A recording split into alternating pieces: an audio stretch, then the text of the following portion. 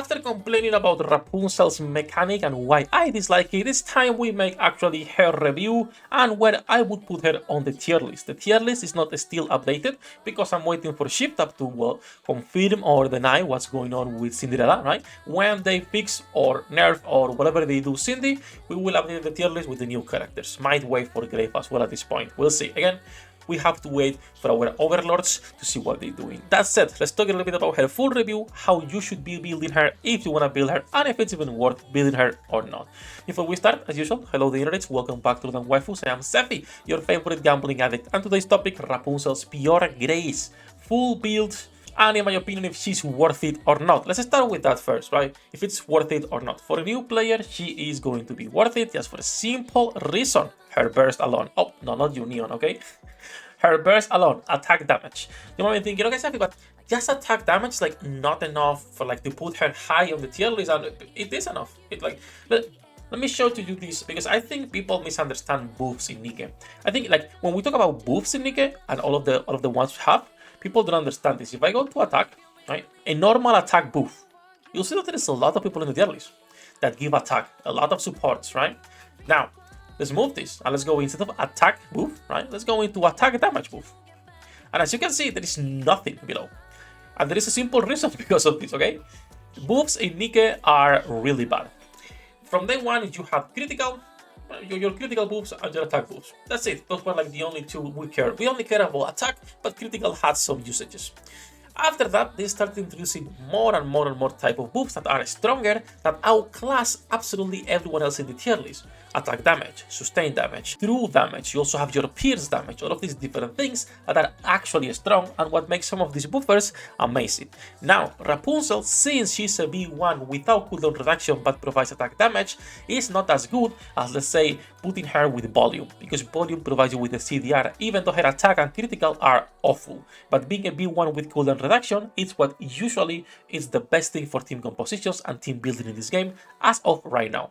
Because our only options for a B2 with cooldown reduction are Dola, not good, and Summer Helm only for elemental content. So when we talk about a B1, no CDR, she will find usage? Absolutely. This attack damage will help new players a lot, even if you don't make full use of her kit, which we'll talk in a second. But just because of this attack damage, new players will be able to progress in the tower, even in campaign, until you get litter for free with the new system. After 100 pulls, you can get litter. So this is fantastic for new players. Now, after that, let's talk a little bit about her kit, why she works, and why most new players will not even take full advantage of this. Before that, though, she is Iron Sniper Rifle Defender Pilgrim. She has 6 bullets, 2 seconds reload time, meaning for the cube, you want to go Resilience, or you could go max HP if it's leveled up enough, because her shields are based on final max HP. So, her skill 1 creates a shield at the beginning of the battle, and when using a burst skill, which, by the way, I was wrong on this. I was talking shit the other day about Rapunzel and saying that her shield is only for herself, but the shield is for everyone, as someone pointed it on the previous video, and I pinned the comment. I took my L, says la vie, you win some, you lose some, but her shield, even though it affects herself, covers everyone in the team. You will proc this shield at the beginning of the battle and every time you use your burst skill, so that's nice. Now, if you are playing her on auto, right, and you are focusing on your DPS, she will never proc her other part of the skill, which is this one here. Activates only when full charge status is maintained for more than 1 second. So when you are holding your mouse for more than 1 second, then you will increase attack damage by 10% continuously for all allies as long as there is a shield. There is a catch on this and a synergy with the skill 2, which is the same, okay? So first of all, when you attack with full charge, only for herself, she recovers HP, nice. And when you maintain, she will recover shield HP, so you can sustain your shield and the attack damage, but she will lower her own HP every second, meaning you have to be switching between holding and not holding for new players. The best way of actually doing this, so it doesn't, fuck too much up your rotations, is to only hold while you are on full burst. You could do the opposite, which is holding only while you are outside full burst to actually get this 10% attack damage outside, and then get your burst attack damage while you are bursting. You could do that, or focusing on getting all of your buffs on your burst for your main DPS characters. I said burst like 1,000 times in the last 30 seconds. But that's her mechanic, okay? She has this small gimmick which most new players will not even take advantage of.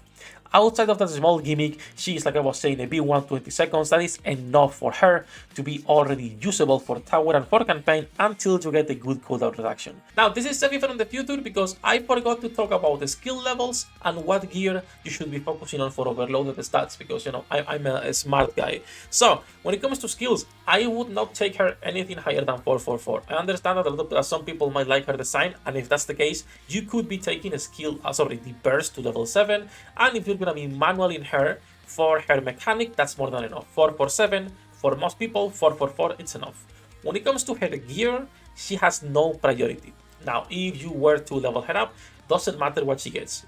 Do not waste rocks on a character that cannot benefit from anything, because there is no max HP line on gear, and that's the only thing she can scale off her skill or her shield. So the gear, whatever you get is good. If you get charge speed, nice. If you get charge damage, is good, but that's like about it. It doesn't really matter. Like I was saying at the beginning, she's not going to be an amazing character by any means, or something that we consider meta, but she could potentially be even like a T2, maybe either 2.5 or a T2. I need to keep testing on different team compositions, but that's where she is going to be more or less. She is not as good as a P1 with CDR or Toph or Noise or Summer Mary for that regard.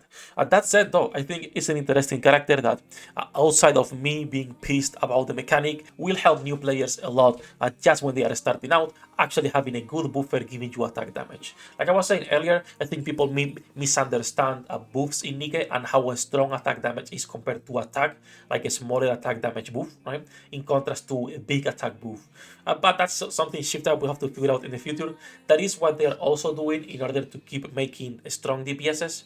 That's making them self-buff a lot, like Asuka, like the new Quincy, even if you want, right? They get attack for themselves, they get damage as a strong element, pierce, attack damage, hit rate, all of these buffs themselves, and then you have buffers that are giving you nothing. So all in all, the new Rapunzel is a character that is pretty nice, and it's gonna be super good for newbie players, newbie commanders to start progressing on their journey until they can get later. All that said though, if you wanna be building her, she can fit into any team if you don't have a full roster. After you have a full roster, it's gonna be a lot harder to justify using her, unless, once again, you don't have a lot of characters and you wanna do raids, be it solo or union. For that regard, she's gonna be fantastic. All that said, that's gonna be it for this small video talking about Rapunzel and how to properly build her. Thank you to my coffee patrons for making this content possible. You can join them with the link in the description down below. Good luck with your pool dinner rates. I'll see you in the next one.